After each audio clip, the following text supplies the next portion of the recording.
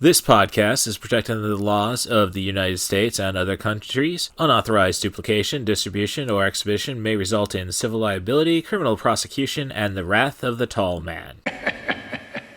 Boy! Hey, let's talk about you, the ID10T community events at ID10T.com, like Russ Stevens, a.k.a. Catbus Russ, who has started a podcast called 90 for Chill, which Russ says is dedicated to movies with a runtime between 74 and 99 minutes, the time frame that I feel is ideal. Russ, I could not agree with you more. That is a fantastic idea. Russ goes on to say there are times you need a cinematic fix but don't have time for the latest Scorsese masterpiece or offering from a comic book universe. There's also times when you need a conclusion to prevent a binge costing you a whole night. My guest and I try to follow these guidelines as we chat up features that are definitely worth your time and are beyond easy to make time for. 90 for Chill, the podcast, can be found on all major podcast platforms at 90forchill.com, and that's spelling out 90, Ninety, 4 FOR, chill. So there you go. Thank you so much for sharing, Russ. Really great idea for a podcast. Events at ID10T.com for everyone else. Previously on 90 for Chill, the podcast. Verse, feel free to fast forward ahead. David Wong? David Wong? Did you doze off there?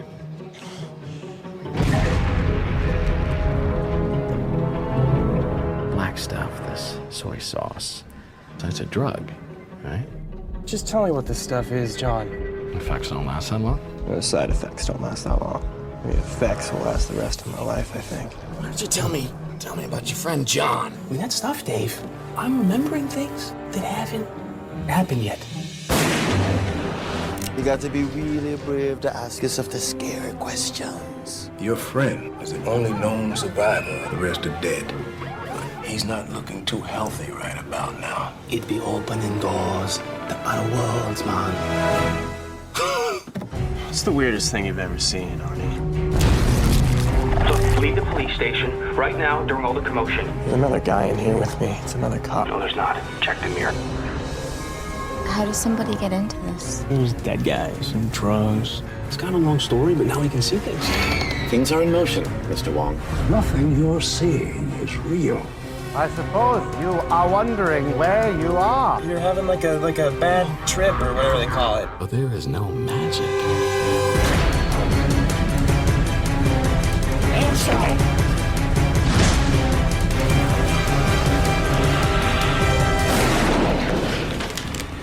Move now.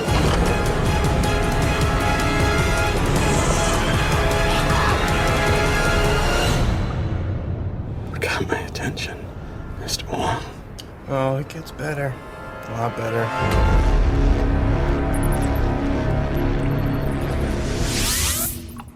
Little Hand says it's time to rock and roll. Bring the noise.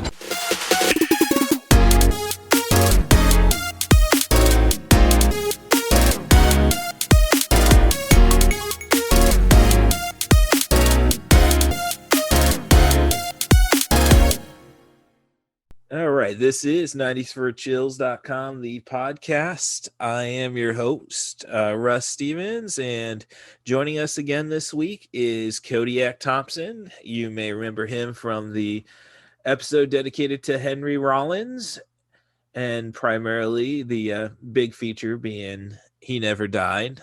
It's an easy one to sell to people, I've found, once you just give the premise out. Everybody loves that movie. It's so good. Yes. Well, so I was looking for a guest this week. I was throwing out suggestions on Facebook. I thought about the Phantasm movies directed by Don Coscarelli. There's 5 of them, all of them under 100 minutes. And that really pays off when it comes to the 4th film. Not to say that it's bad, but we'll probably get to that.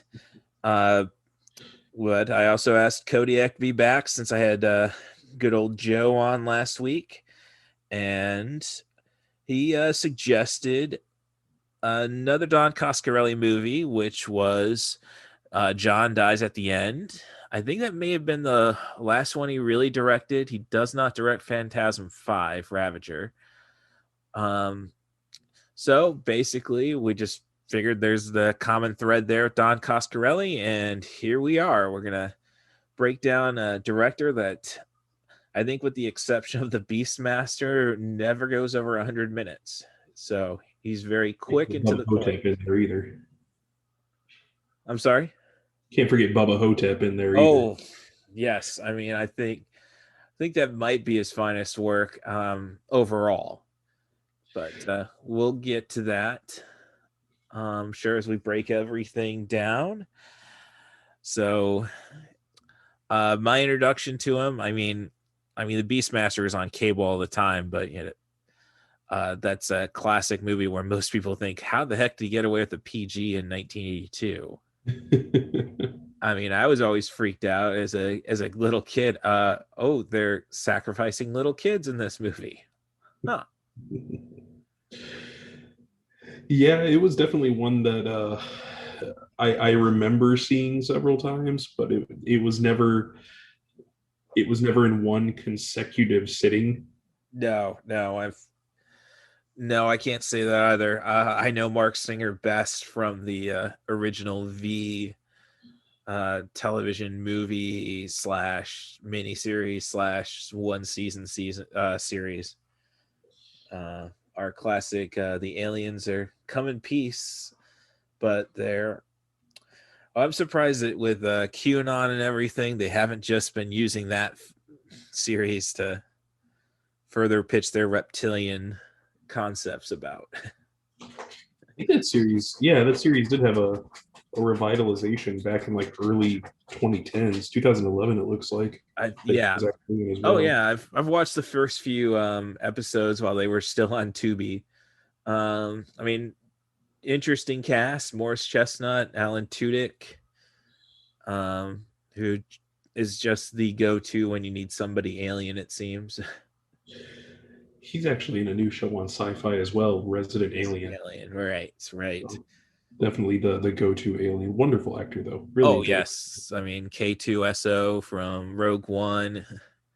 Never mind Firefly. I think that honestly, the funniest role that I've ever seen was just the fact that he voices the chicken in Disney's Moana. I did not. Well, I haven't seen Moana yet. I know he was the voice of King Candy in Wreck-It Ralph. I knew he was, I think, the voice of the Rat Dawn or whatever it was in Zootopia. I mean, he's always giving something to Disney. The funniest part of that whole thing is that very extremely minor spoilers for Moana here. That chicken doesn't talk. It just makes chicken noises. Yeah, but I mean, Bill Hader, I think it's Bill Hader and Will Arnett are technically the voice of BB-8. So correct. Yeah. It was quite entertaining to see him walk out of there, and somebody had just snapped a picture and asked him about what he thought about voicing the chicken. And it was just him with his big old grin on his face. I went to Juilliard. Yes. Oh, it never ceases to make me laugh. Well, I mean, probably the greatest Alan Tudyk role, I think, would be Dale from Tucker and Dale. Oh, Tucker and Dale is one of my favorite movies if I'm ever not feeling well or just having a bad day, just to watch I don't even know what to say it or how to say it, the sheer bad luck of these two having to deal with all of these poor teenagers committing suicide on their land. Yes. Yeah, we'll leave it at that. Yet I think any movie that involves a wood chipper, though. The wood chipper. Is I just saying, I'm thinking Fargo, Tucker and Dale. I know there's another wood chipper movie. It's just not coming to mind, but it's definitely not an underused trope. Yes. Oh, Deadpool 2. That's right, at the very beginning of it with the X-Force.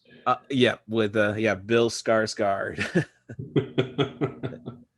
Which I mean, that's but I guess, we're talking about horror, and I think obviously Coscarelli made his name on horror to begin with.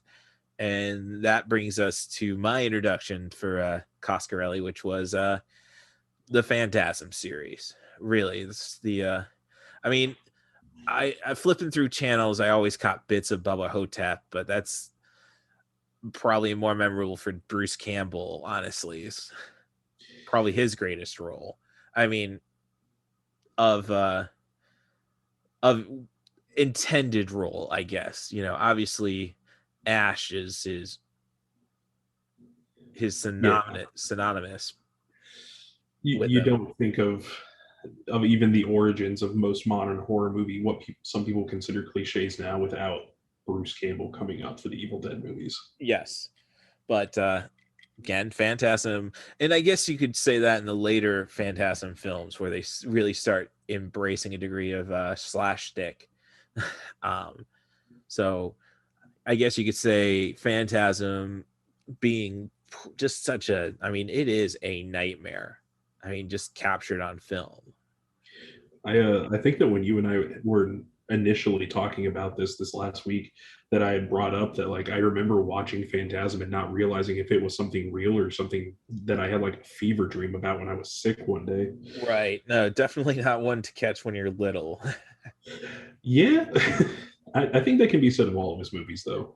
Oh, well, I mean, when I'm watching, so just to jump around, I guess, I did watch John Dies at the End last night, and it kind of just was like, I think this is what Yoga Hosers, which came afterwards, from Kevin Smith, this is what he was really trying to capture. He just kind of wussed out with the PG-13 rating on his.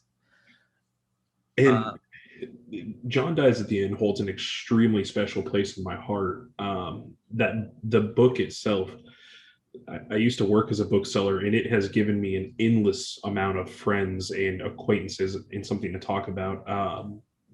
Funny enough, Russ, the reason I know you, actually, if you trace the tree all the way back, starts with John Dies at the End. In the weirdest sort of way. The place that we work at, I got the job there from a colleague, Tim Bates, who 10 years ago I sold the book to, sold a copy of John Dies at the End. And he remembered, sorry, that's the little one outside of the door right now. Oh, no worries. I had sold him a copy of it, and 10 years later, we ran into each other, and he remembered me from that sale and recommended I apply for the job. Oh.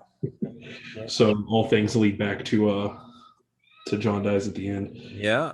It's really, I mean, when you look at how that movie operates, I mean, it's definitely not very linear when you stop and really think about it, which is the entire point.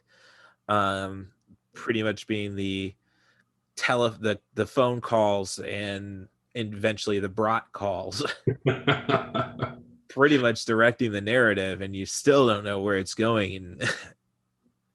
And still, in my opinion, it's still one of the best pieces of cosmic horror.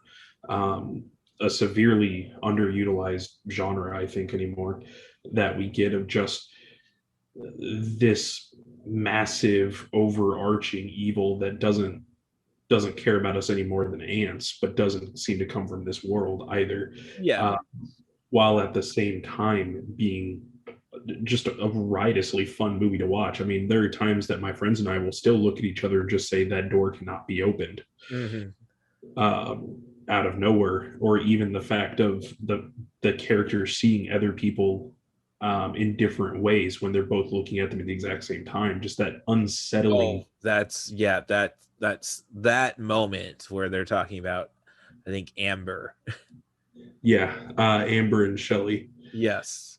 And just for anybody else that does want to get into it, the part that makes me so excited about that movie as a jumping board for people is that the movie only contains approximately the first third of the first of 3 books. Oh, you could definitely tell that. Especially with how it ends, it's kind of like, it's a little abrupt, the ending of the film. It kind of makes you wonder what with such depth to go into why. Well, obviously, you could see from the budget. I mean, there's a little more green screen stuff than you you would tip. I mean, the last half of the movie is pretty much last act of the movie is pretty much the horror version of the latter prequels, I guess, of Star Wars when it comes to effects, I would say. Agreed.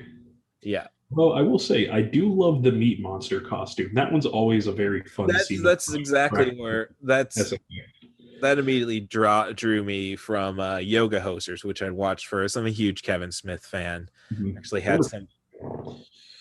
had somebody at work today pick up an order, and I saw the name on his ID, and I said, "Yeah, I didn't look at your birth date, so I don't know how hard your life was." He's a Kevin Smith, so, and truthfully, I don't really know if you can really call Kevin Smith mainstream, because I think his name is probably bigger than his products by this point. I would agree with that. Anymore, it seems like if I talk to anybody of a younger generation, when I mention Kevin Smith, they either looked at me with a glazed look in their eye, or they bring up comic book men more than Jay and Silent Bob. Right. Yeah.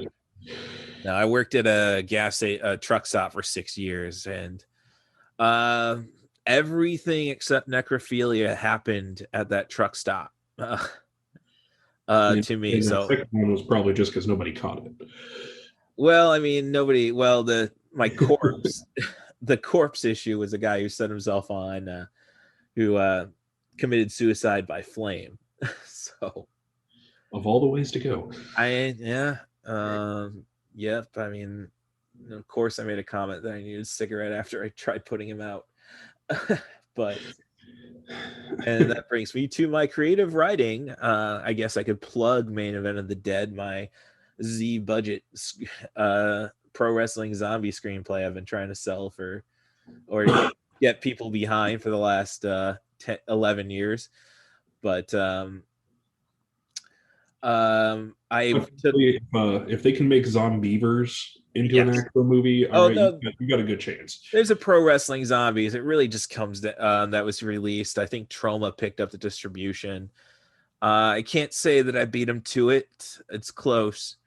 And there was also a movie called, I think, Monster Brawl, where they, were daring people to sue them with the monsters versus each other, like Frankenstein. And I didn't see it. I know Dave Foley is your biggest actor in it from the Kids in the Hall.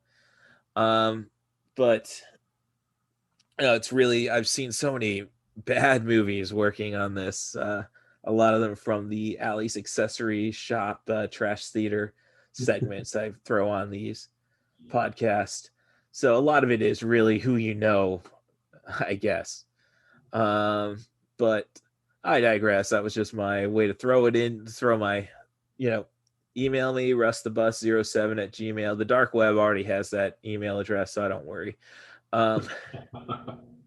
Email me with ways of getting that out of developmental hell, or if you just want an updated treatment of that. But going back to Mr. Crispy, as I refer to the guy, I wrote that as my first creative writing when I returned to college assignment.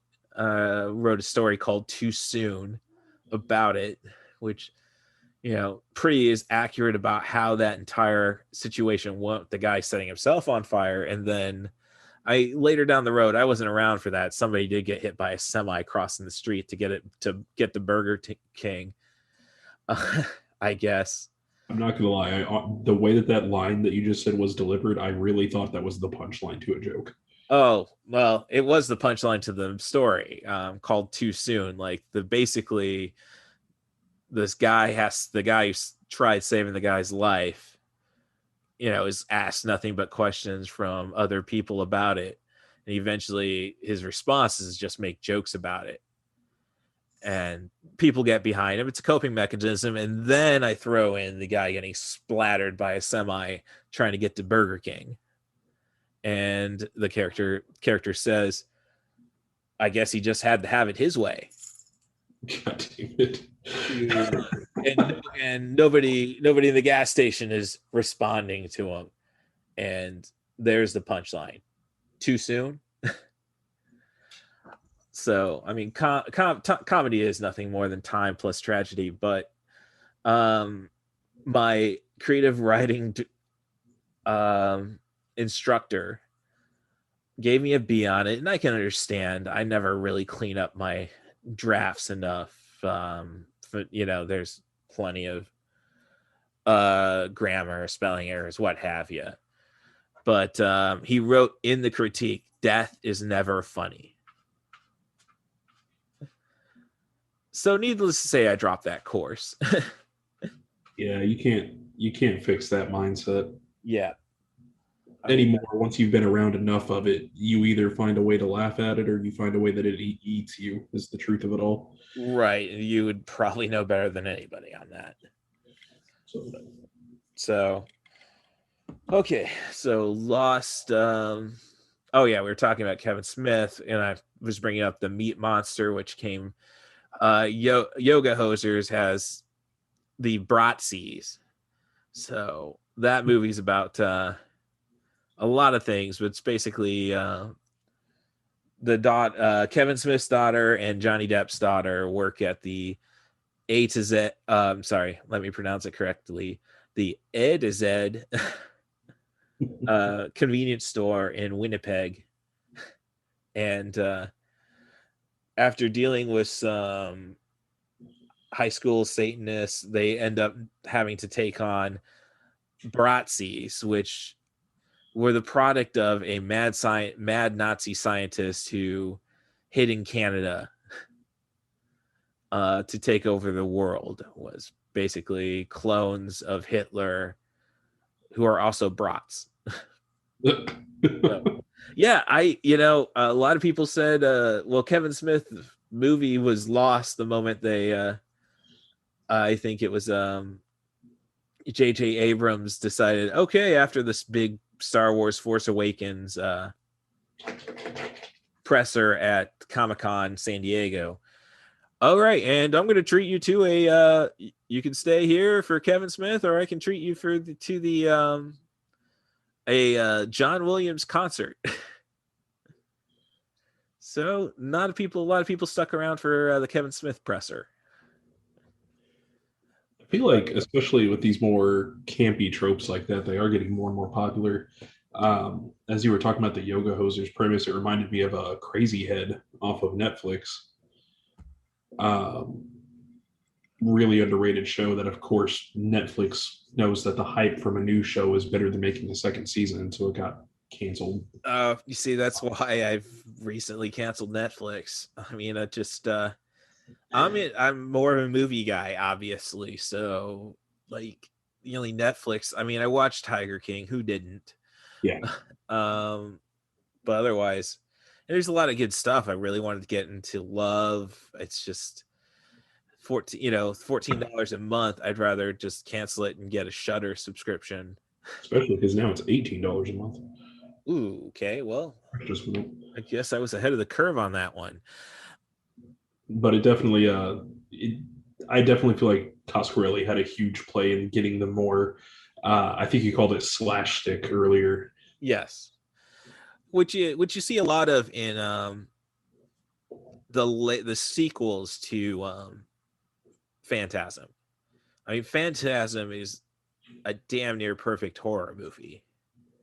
And, talking about J.J. Abrams, I mean, they inspired the name for Captain Phasma and inspired the look.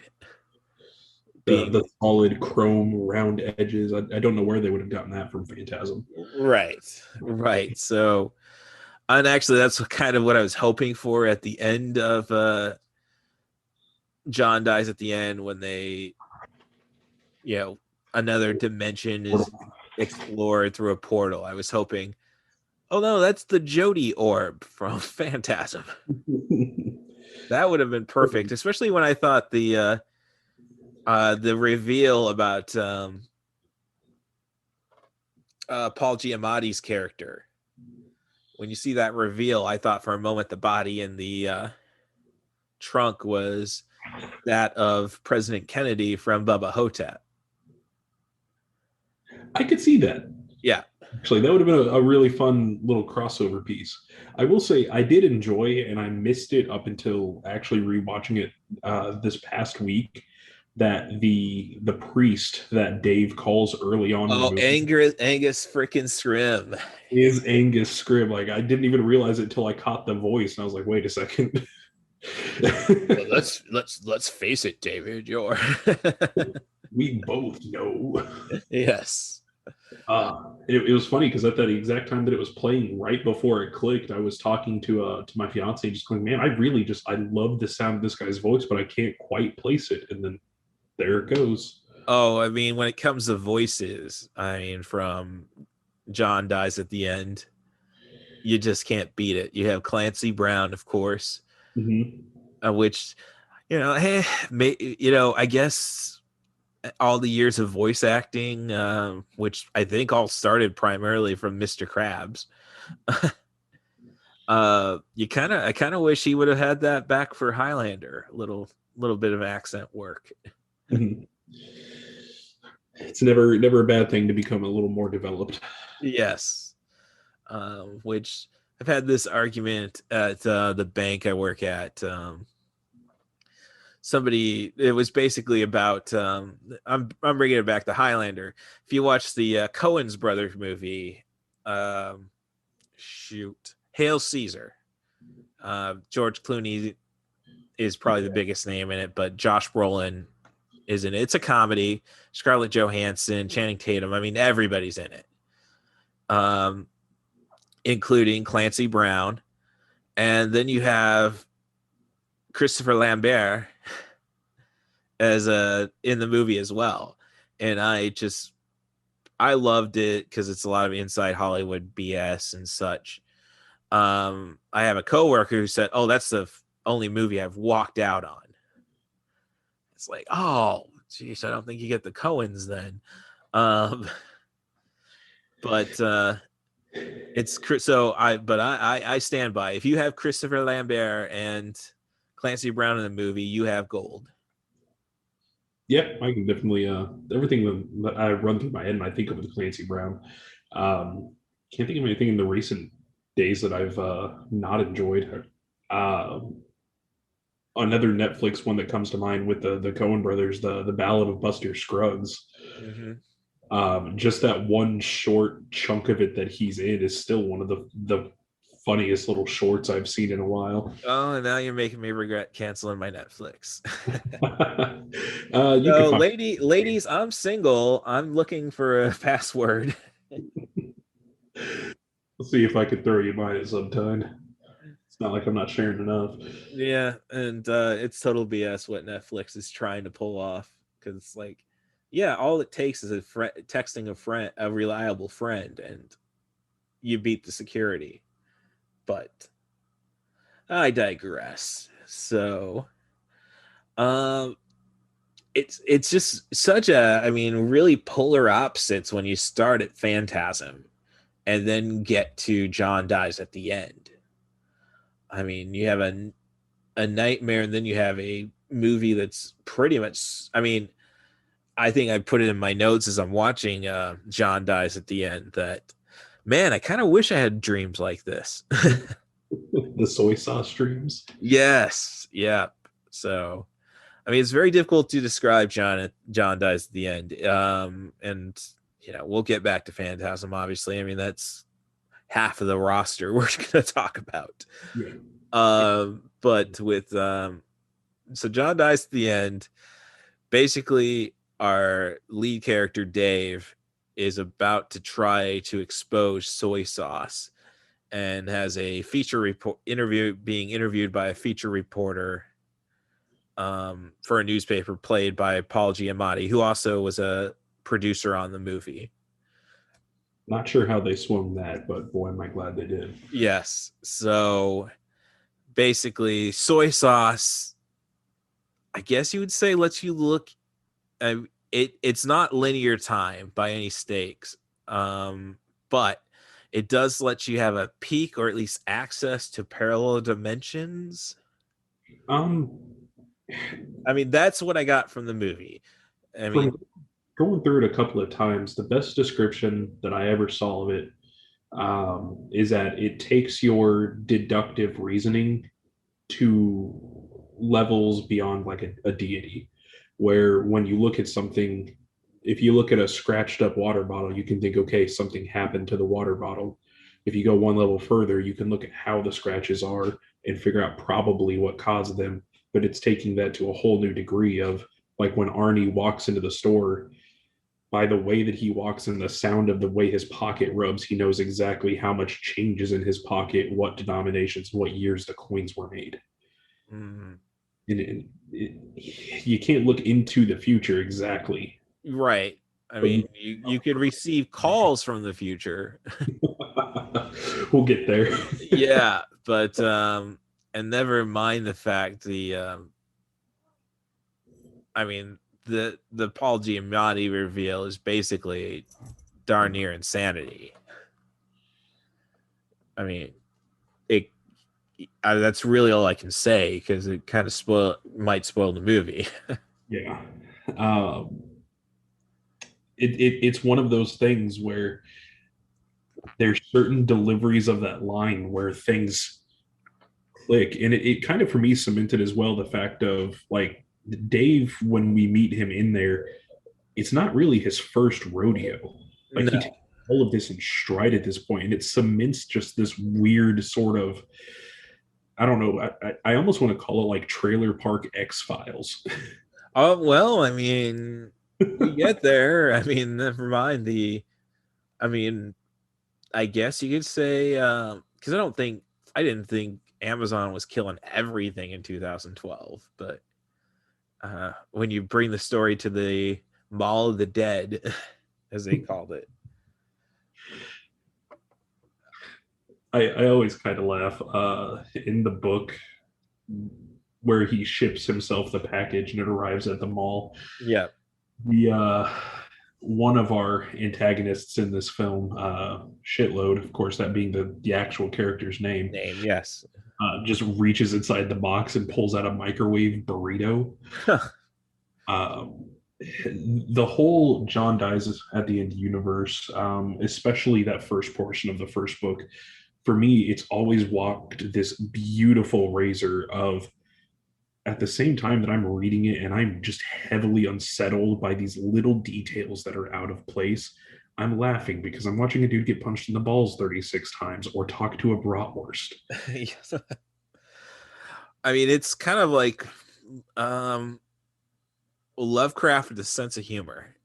Yeah, I would absolutely agree with that. Especially again, leaning back to the whole the cosmic horror genre. I mean, you can't say cosmic horror without thinking of Lovecraft.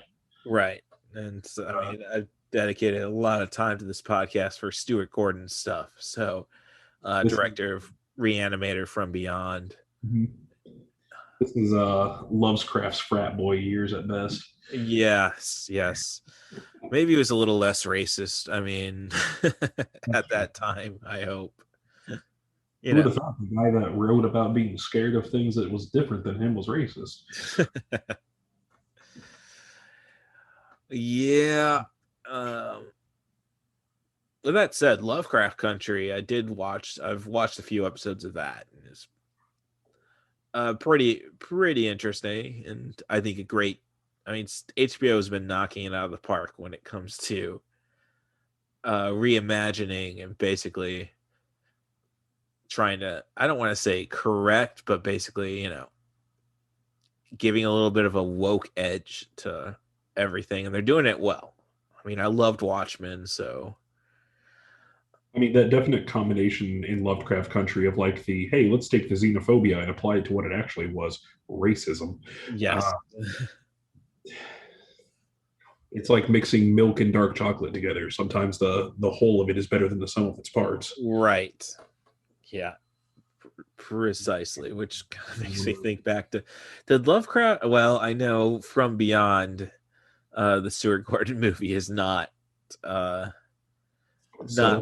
really Lovecraft. I mean, neither is really Reanimator. It's basically Gordon took the premises, adapted those very well and then just expanded upon them. And just always seemed to knock it out of the park. So, but I was about to say, well, he did like I don't know, I really got to go and watch some older horror movies once we started integrating our horror movies. I don't think there were any black people killed in Black Christmas or Halloween, but I know, and definitely not the first Friday the 13th, nor Nightmare on Elm Street. So I guess I've covered all the big franchises. From Beyond brings in I can't remember his name. He was one of the protagonists in George A. Romero's Dawn of the Dead, the black guy. I'm sorry. With that being said, I should say apologies to Michelle Wolf after I screwed up. Ginger comic, best of the Trump era. Yeah. So I'll throw in apologies probably in the it's in the intro to this episode to that actor. But of all the characters to kill, we're gonna kill the black guy. I mean, that was a big enough problem, I would say, in late 80s through the early 2000s that they made it. Why else did you cast Samuel L. Jackson to start? Well, he's tired of reptiles on his aircraft. Well, yes, but I'm saying you look at it, he gets eaten by the shark in Deep Blue Sea. He gets eaten by the raptor in Jurassic Park. So, I mean, he was your go-to black guy to kill in a horror movie. First guy to die kind of thing, including Goodfellas. He's the first guy of the crew. Funny enough, I was also thinking about, oh no, I'm confusing with Lawrence Fishburne. I was thinking of Event Horizon as well. Well, he gets through. Well, I'm sorry. Well, nobody really comes out of Event Horizon unscathed. I'll just say that. I think this. Cosmic horror. I'm sorry.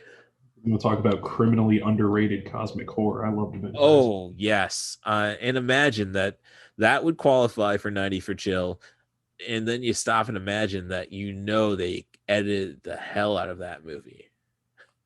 And that's one thing I've always been so sad since I learned that there is no longer a director's cut lost in a fire.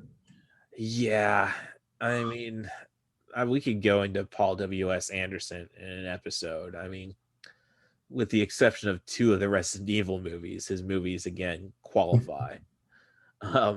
Which honestly, it's the best and the worst of the Resident Evil movies that don't qualify. But I digress. Yeah,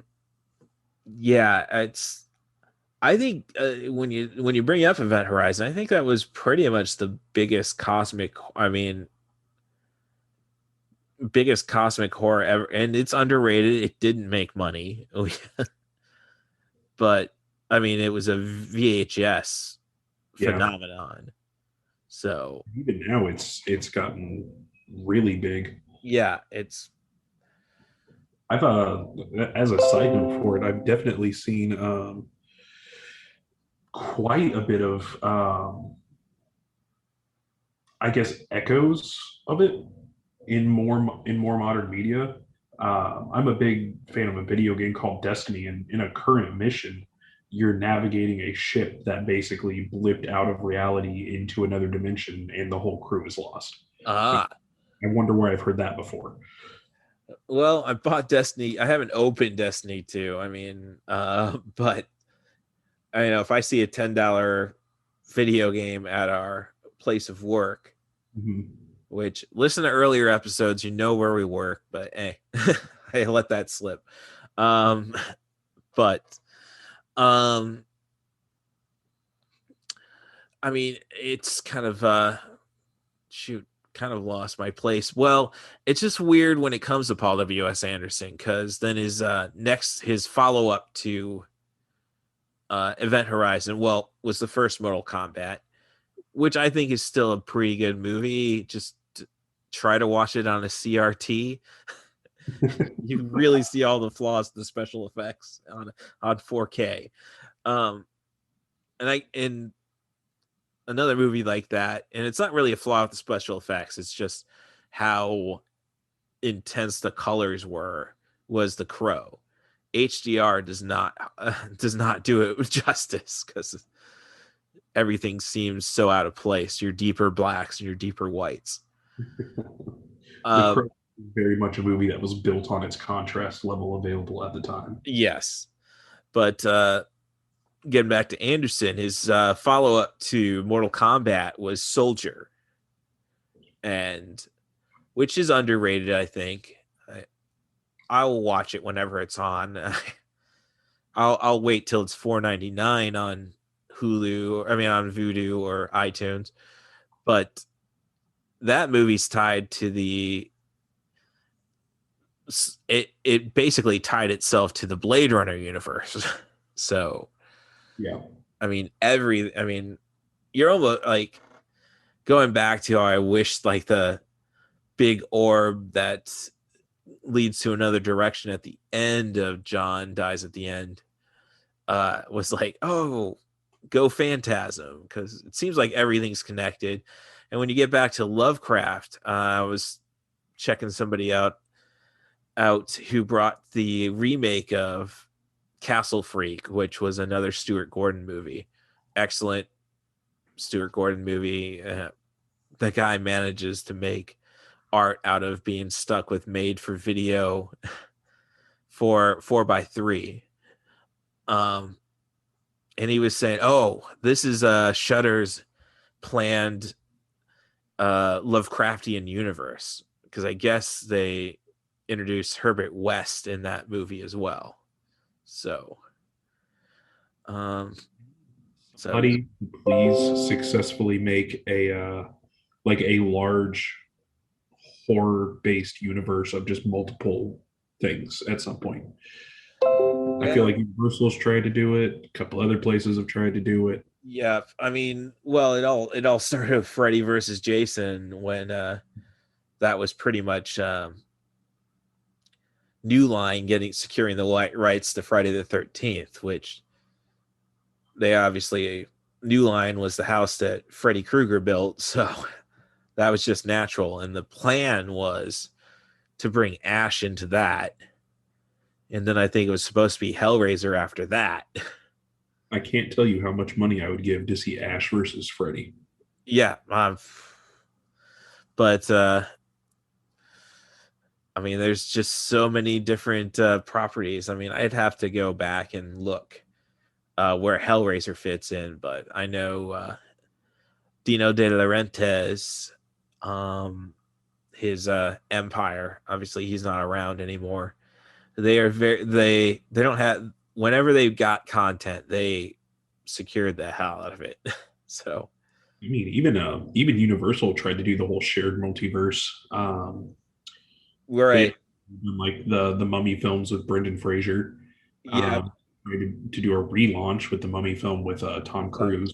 Right. And I know they introduced Dr. Jekyll in that one, which reminds me, I was watching bits of Virtuosity last night.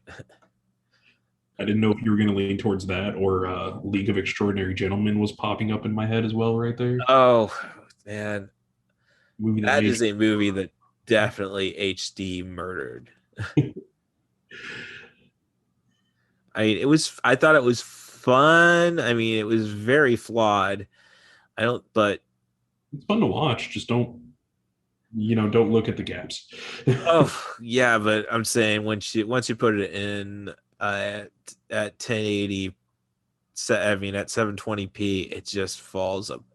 The direction falls apart. This is the guy who did Blade, and he screwed the original Blade, and like one of my favorite comic book movies. I think we were doing a Marvel at the bank. We had all the Marvel movies in a tournament, and on my bracket, I think it ended with Logan versus Blade. Logan gets W, but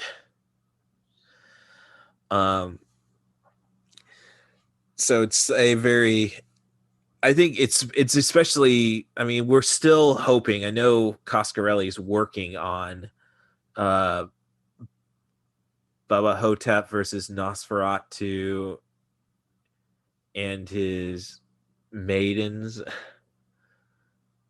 which I guess kind of tough with the ending, but I mean, the entire premise of Bubba Hotep is Elvis never dying, so That's true. But it just really, I stop and think about it because, as I say, I am the last really horrific thing I saw from Coscarelli was his Masters of Horror episode. I cannot recall the name of it. Angus Scrim shows up in it, which I think we could probably cover Scrim's entire filmography by the end of this podcast. It's just that, and I think you could say the same thing with the Sam Raimi.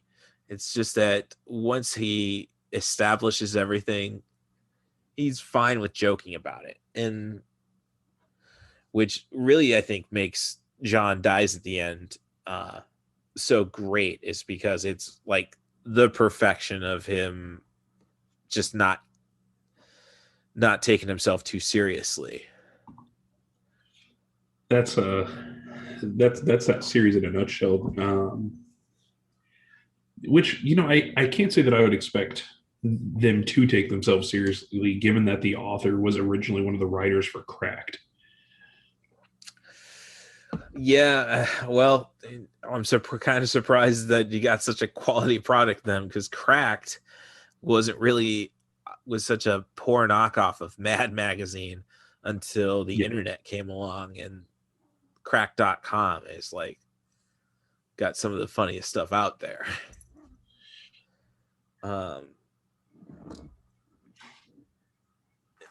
I guess with John Dies in the End, I don't know if I needed the cartoon sequence, I guess is my with the spiders. Yes. Oh boy, that you say that, it just reminds me of in our world he practiced bestiology. Oh yeah. Oh yeah, they've been practicing. That's been a big thing in the South. The character of John, early on in the movie, he says, you know, people always say lines like, I never thought this person would be the one to end the world, but with John, we were all pretty sure it was. And that's the best description of his character that I've heard of. Yes. Later books becomes a really cool example of the unreliable narrator. Mm-hmm.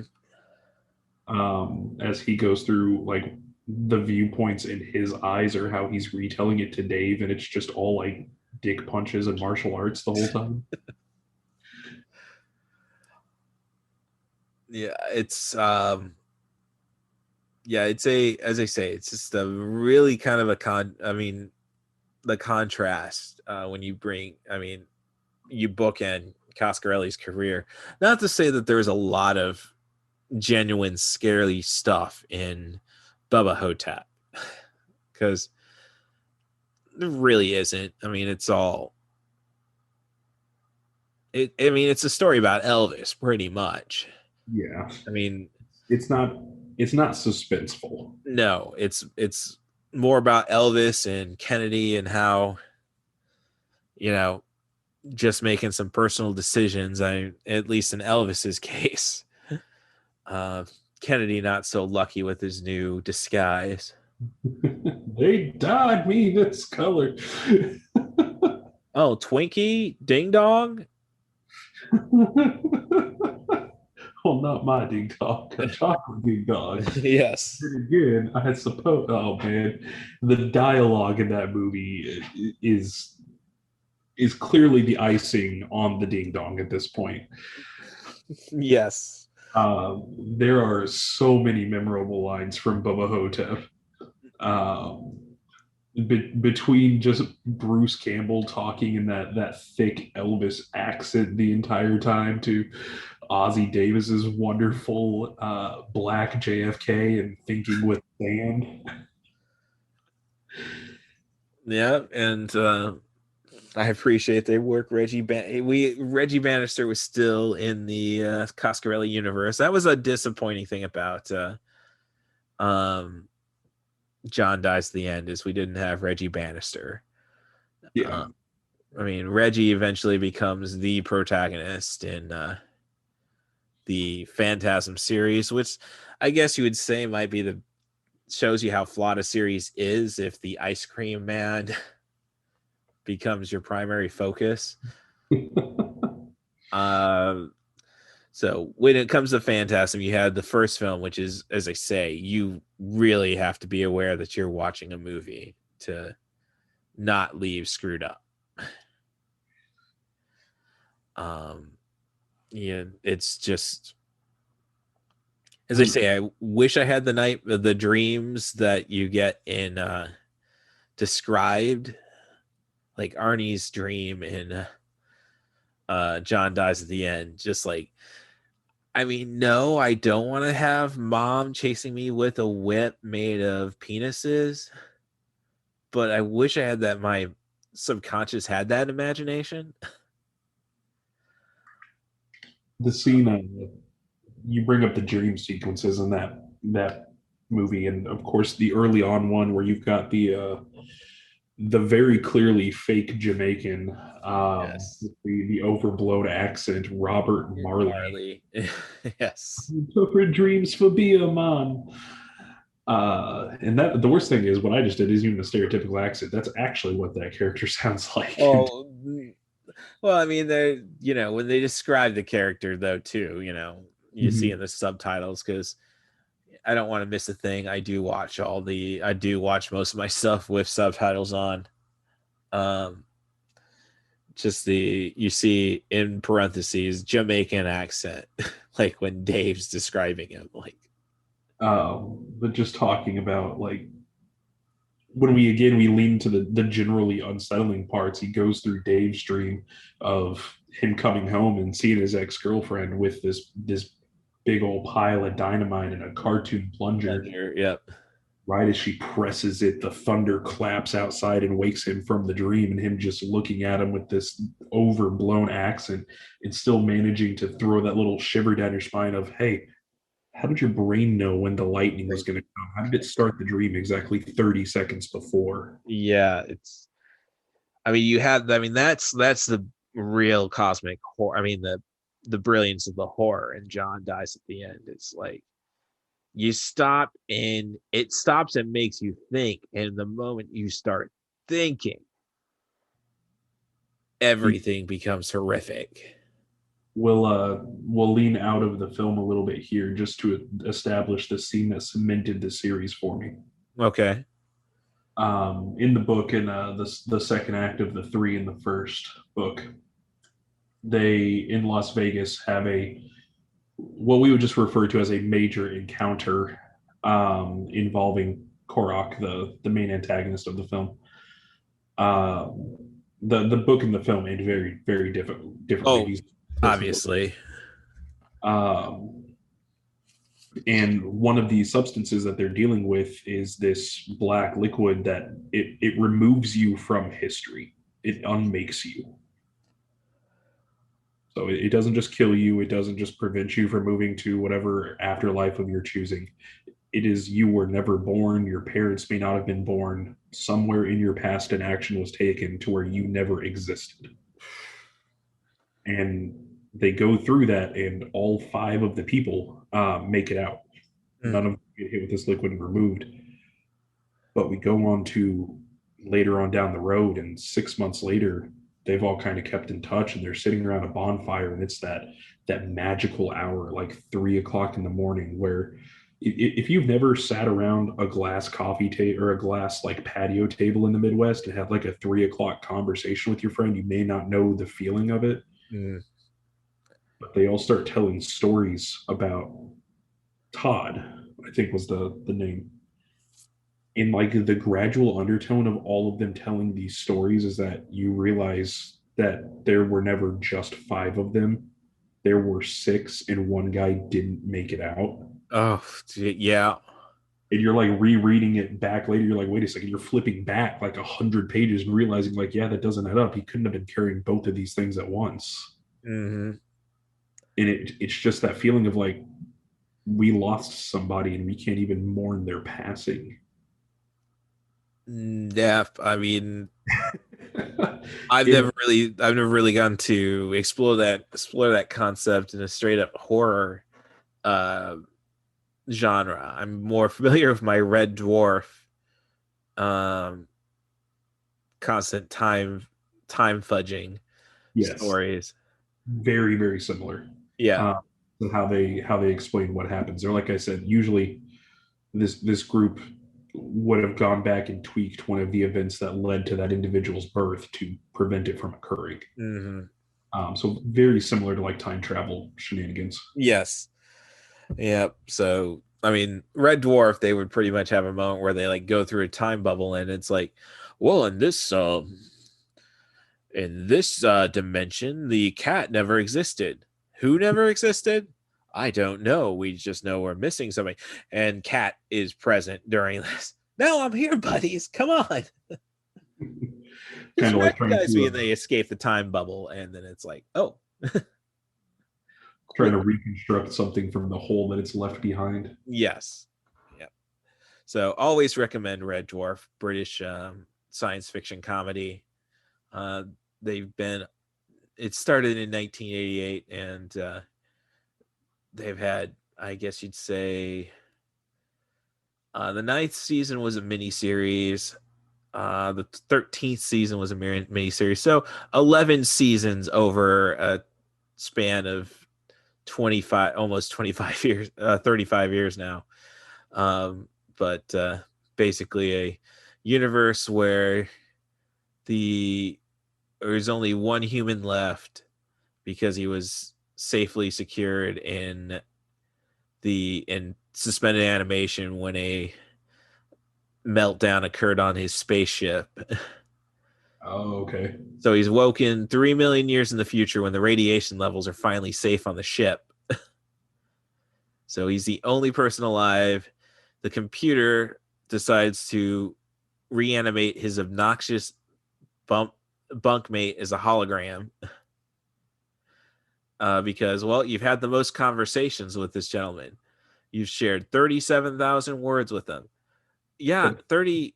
We're good. Yeah, 17,000 of those words were me telling him to smeg off.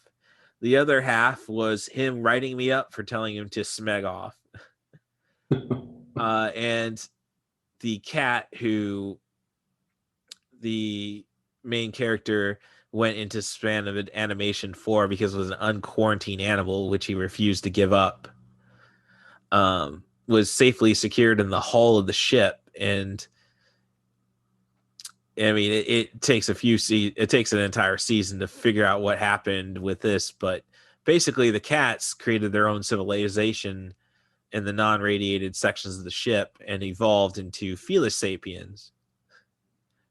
And then they basically come across a mechanoid who was so dedicated to his service of others, he pretty much just became Norman Bates as a, not in the homicidal sense, but, you know, not the spoil psycho, but, you know, keeping up the structure of Mother.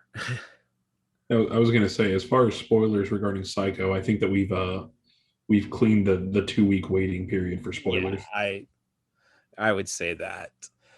But, you know, we're trying to, not to say you can really spoil a movie like John dies at the end because of its nature. You could say that, I mean, really the only thing that you'd definitely be spoiling is the Paul Giamatti story. That's a huge chunk that I adored. Yeah. It's the perennial frustration of mine that anytime I describe this film or this book to somebody, they think they're the funniest people in the world to look at me and go, well, does he die at the end? Oh, Go watch it. yes. Find out. I want to spoon feed you all the answers to this. I mean, Right. defeat the purpose. And technically, the entire basis of the realities and such, he technically, yeah, Like it's not wrong. there are questions, especially with the whole ship of Theseus coming up again in pop culture with WandaVision.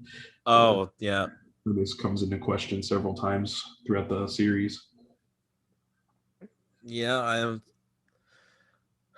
they really know how to sell me on seeing Doctor Strange too. I went through WandaVision. I did thoroughly enjoy it, even up to the last episode, because I was hoping that there would be some more payoff, but I don't think it was bad by any means. No, they just did so much teasing, I think, is the problem with it. Yeah, there was a statement that came to mind that would not have been appropriate to the podcast.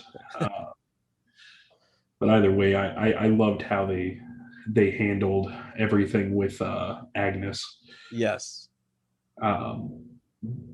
Was thoroughly excited to hear that there are talks with Marvel about Keanu Reeves possibly playing Ghost Rider. Oh. There's been rumors of that for a while, and I for one am extremely hopeful for that. That would be lovely, in my opinion. Yeah. No. Well, just getting Keanu Reeves into the universe. I mean, I think he's the only fear with Keanu Reeves is he's become such a treasure. It's true. We put him on such a pedestal that if he ever does fall, it's a long drop. Yeah. But for the characters that I could see him potentially playing in the MCU, Ghost Rider is the kind of like stoic anti-hero. I feel like it would very much be his second Constantine. Right.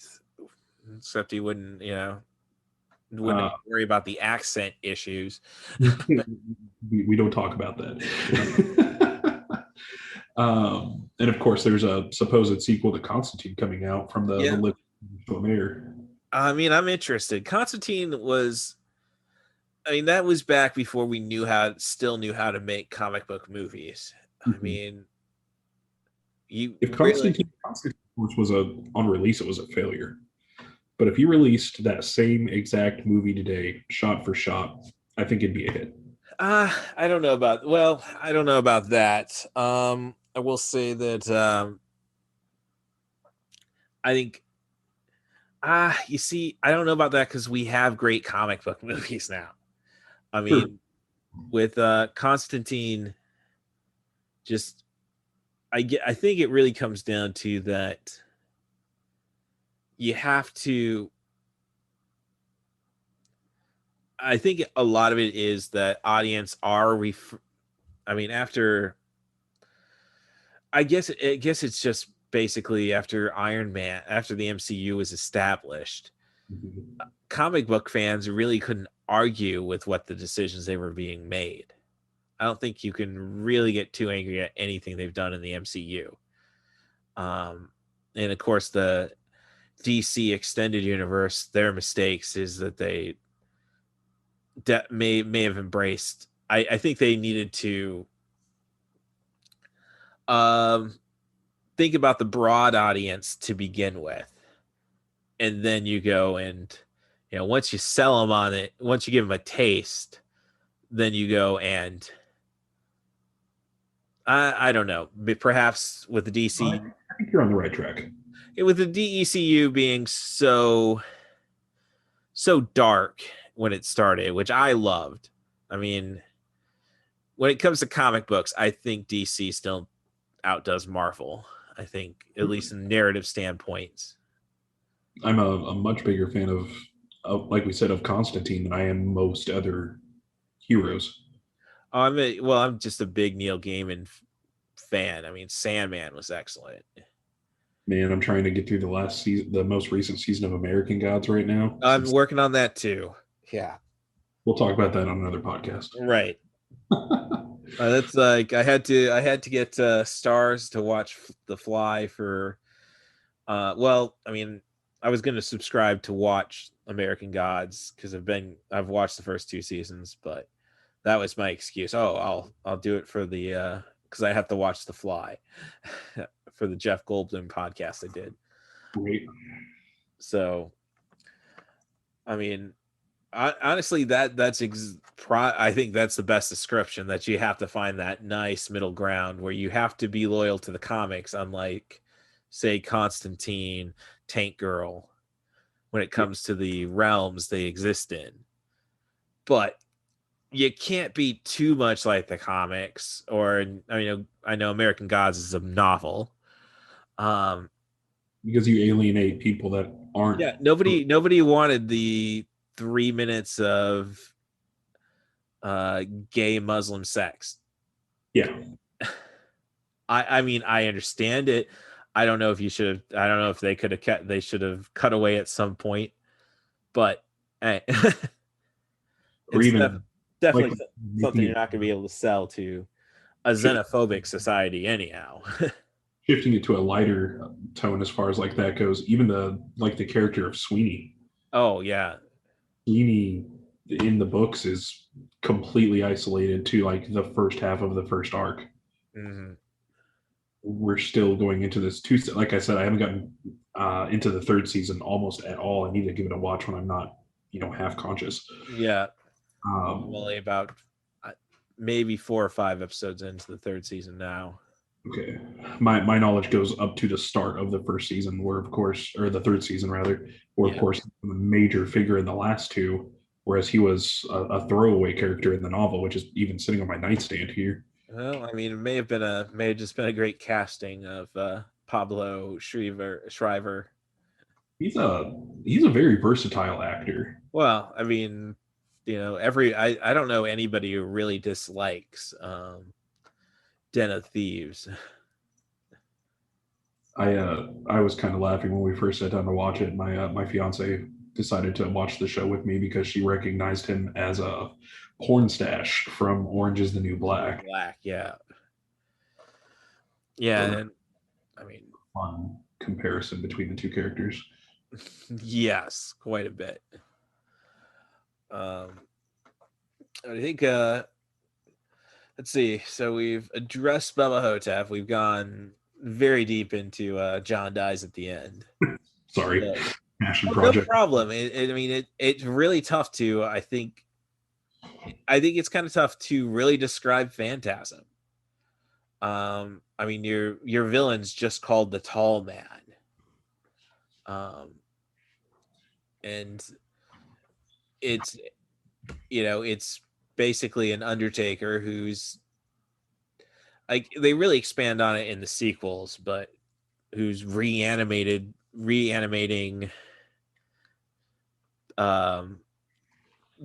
corpses. Some of it goes into creating killer silver orbs, which I think after you watch Phantasm, you're a little paranoid of them. Talking, we mentioned a little bit earlier, like I think when we were talking about the Evil Dead, these echoes of things that have kind of, no, it was when we were talking about Event Horizon, these echoes of things that have popped up in pop culture now. Even seeing like a person taking bodies, harvesting them and changing them pops up in like the Cirque du Freak series. Okay.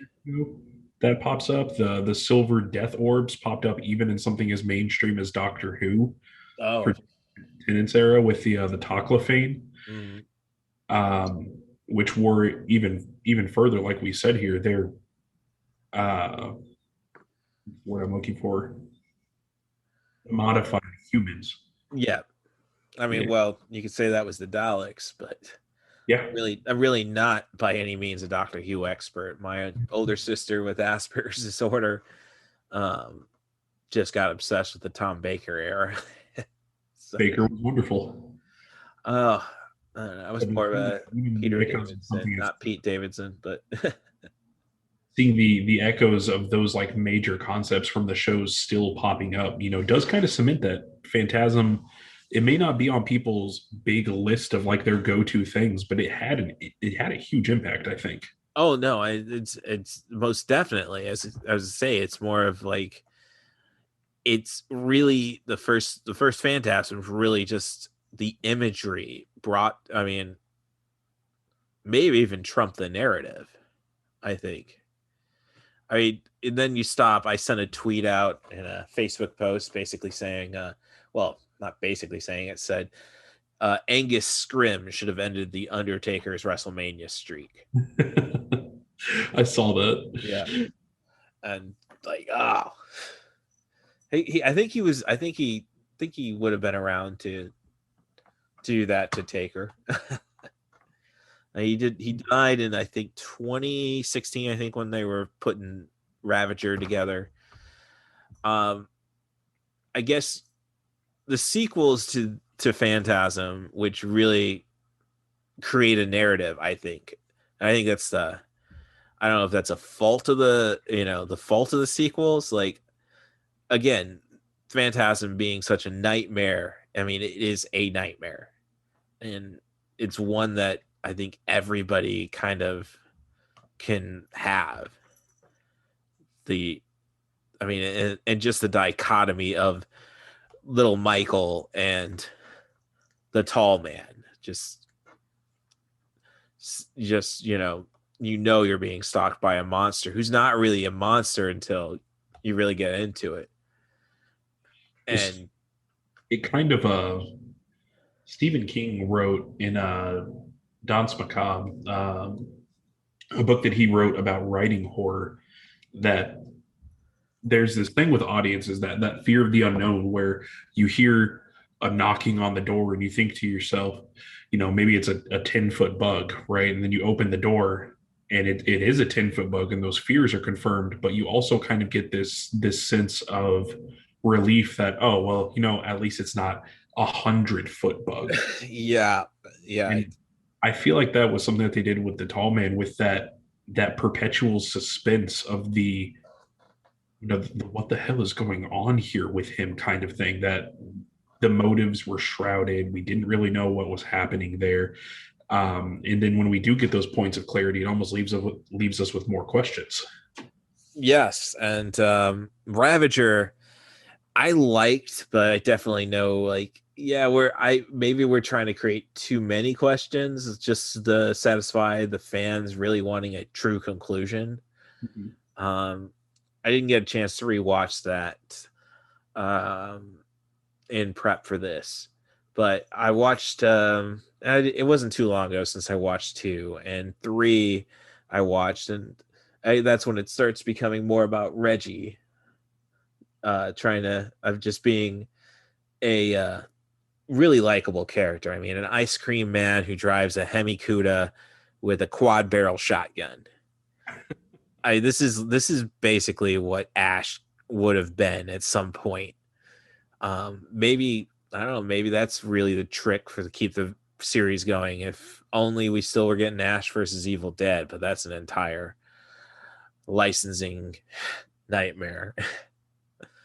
Because I know they couldn't reference in Ash versus Evil Dead, they couldn't reference Army of Darkness because, again, Dino De Laurentiis was the primary source behind Army of Darkness, and he just won't share his stuff.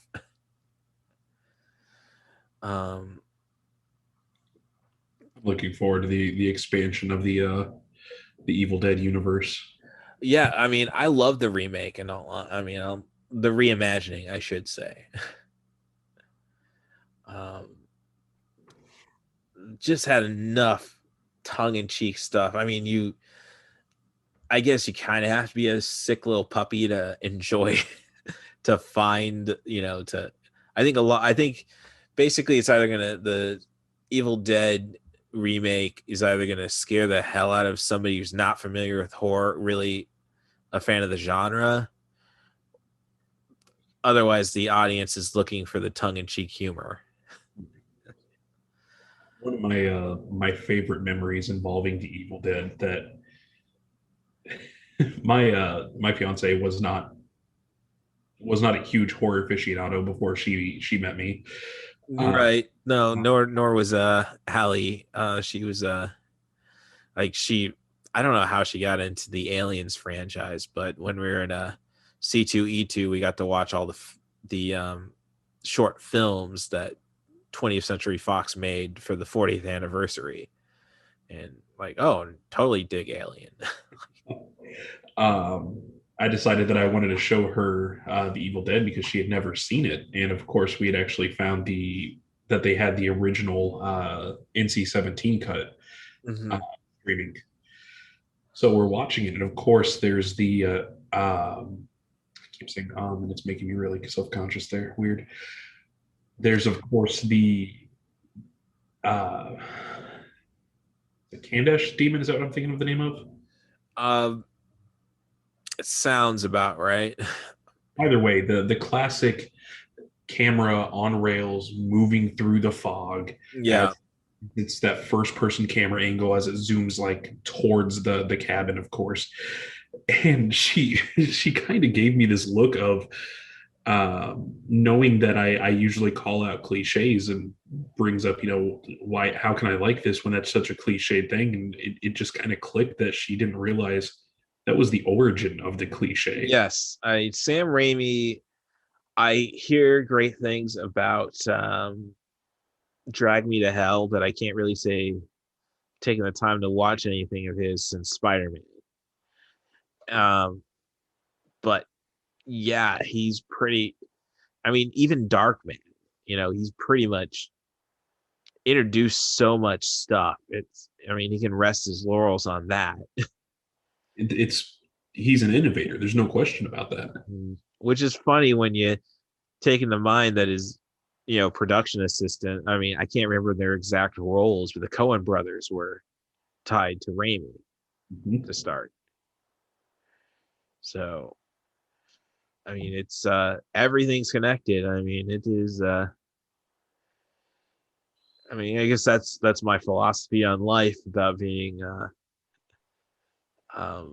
Basically, I think every soul still exists. That's not necessarily heaven and hell, but I don't know when I die. I don't know. I don't remember being born. I don't know when I die. When I'll die, if I would know if I'm dead, type thing, and that everything is kind of just together. So, all right. So that is definitely a common thread too that I can see with Coscarelli's work is this. Of all the movies that we've mentioned between John Dies at the End, Bubba Hotep, Phantasm, there's always this concept of what happens if you interrupt a soul as it's moving, or can you affect something after death? I think could be a common thread between. Right. And that's really apparent when they originally tried to conclude the Phantasm movie at the fourth film, which a lot of it, I read the story on this. Like they were able to get Civil War. They donated $200 to Civil War reenactors to get a little flashback sequence.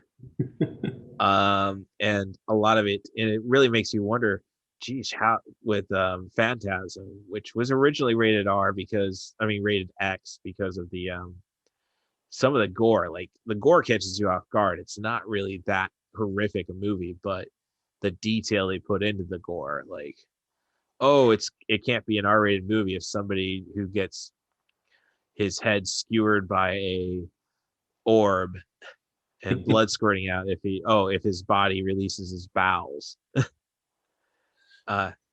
Nope, that can't be R-rated. They do tend to frown on things like that ever so slightly. Yeah, well, that's like the only time I've ever really seen anything censored on South Park is when they're showing it before prime time. The episode with Walmart and Cartman's obsession with, when you die, you shit yourself. I forgot about that episode. Yeah, and he's just having a ball whenever somebody commits suicide. And you see a black screen saying, and this is where the body defecates.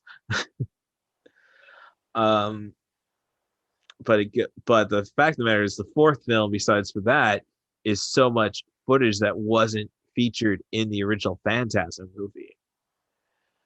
And they just create a narrative to pin it all together. But at the conclusion of the movie, it basically is like, okay, did we lose? Did the tall man win? Can Reggie come up with a new way of saving the day? How do you quantify a victory here? Yes, precisely. And the fifth film is all like really dives into that, because the premise is that, no, none of this is like, Reggie doesn't know if he basically has come to the point where does he have Alzheimer's or dementia? And so did any of this really happen to him? And he keeps having to jump back from reality to a possible reality to a dream within that possible reality. But I think what can be said to conclude is that Coscarelli's fans are totally dedicated to the man. Because I mean, the sequels he gets are solely funded pretty much by his audience, and they're pretty much solely for his audience. So I guess that kind of scares me. What would happen if you had sequels to John Dies at the End? Yeah, I was going to say there's 8 more parts of the books that like I'll start throwing money at a screen. Oh yeah, but Coscarelli will deliver upon it. He will give you something you will pay for. Yeah. I guess now, like, I was kind of afraid that John Dies at the John Dies at the End universe far greater than I do, obviously. But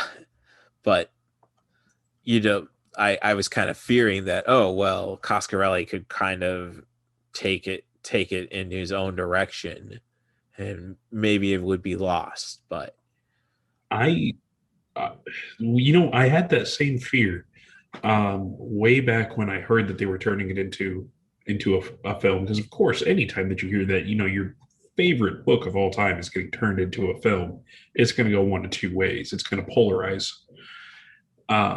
But he did extremely well, in my opinion. Some characters were cut, but the absences weren't noticed to a degree that it would affect the story.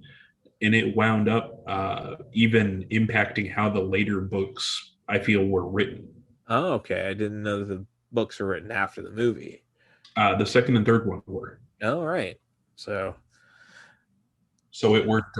It worked out pretty well across the board. I feel that personally, he did a phenomenal job. The ending, like I said, of course, there were some changes that could have been made if we knew that it was getting sequels. But I don't think that there's any intention of that at this point in time. No. I think it was necessary. Well, and I think that really just says the beauty of my concept for 90 for Chill is, like, if you have something, just do it great. I'm not saying, and don't think about the franchise. Just do what you got right. And a lot of the time, like, I think that's a big thing with most of your franchises now, is that, we have to sit through so much origin and stuff because they're going to do a sequel. Yeah. And, like, I guess with John Dies at the End, it's like, hey, there's no promise of a sequel. Come on. Let's be real. How many people have actually read the books? I mean, obviously millions, but when you're dealing in this country of 325 million, that's still less than a single percent. Right. But I'm just saying it's more the idea that, yeah, there's definitely an audience for it, but how much is it going to cost you profit margin wise? Mm-hmm. Like, there's a reason why we had all this green screen at the end of the film. So, but the film is awesome, and they nailed it right. And if it's if people like us keep preaching about it, and people keep subscribing to the podcast. Well, of course, you can't subscribe yet. I'm gonna try getting it on iTunes and Spotify this week. But if you can get that support and you get that voice out there, I mean, they made a second Boondock Saints movie, and there was really no reason for that. Yeah, that one's questionable. Yes. So maybe John, we'll find out when John actually dies at some point. Let's hope it's Don Coscarelli who gets to tell that story. I'm not going to hold my breath, but I'm going to be anticipating it. Right. Well, so with that all said, I can't really think of too much more. I think we've covered as much as we could, and was a little more heavy in certain places, but that's the beauty of podcasting. Gives you the personality, the knowledge, and all that bollocks. So if you got anything to plug, the D&D, the tabletop, anything new with that? Still prepping everything there. I'm looking forward to a book that's coming out here shortly from a Kickstarter that a lot of players of Dungeons and Dragons have been looking forward to, called Casarda. Hopefully going to try and do a review of that. If I ever do get that up and running, I'll send you the link if we want to attach it to this. All right. But that's all I'm looking at so far. Okay. As for me, you can, if you want to be a guest on the podcast, you have a theme actor or director and can focus on their sub 100-minute movies, I'll be happy to have you on. Send me an email at rustthebus07@gmail.com, or you can follow me at Twitter at maineventzombie. And my writings can all be found on maineventofthedead.com. Otherwise, Main Event Zombie can find a lot of stuff if you love to see cat pics, I guess. But thank you very much, Kodiak, for coming back. It's great having you. I think we're really building momentum with the podcast, and I've just noticed my cat getting into my whiskey. I'm sitting here scratching my dog's belly. She's been sitting next to me the whole time. So until next week, thank you very much for tuning in, and thank you again, Kodiak, for bringing the content. Absolutely. I look forward to the next one. All right. Thank you. Have a good night. Can I hear a wahoo?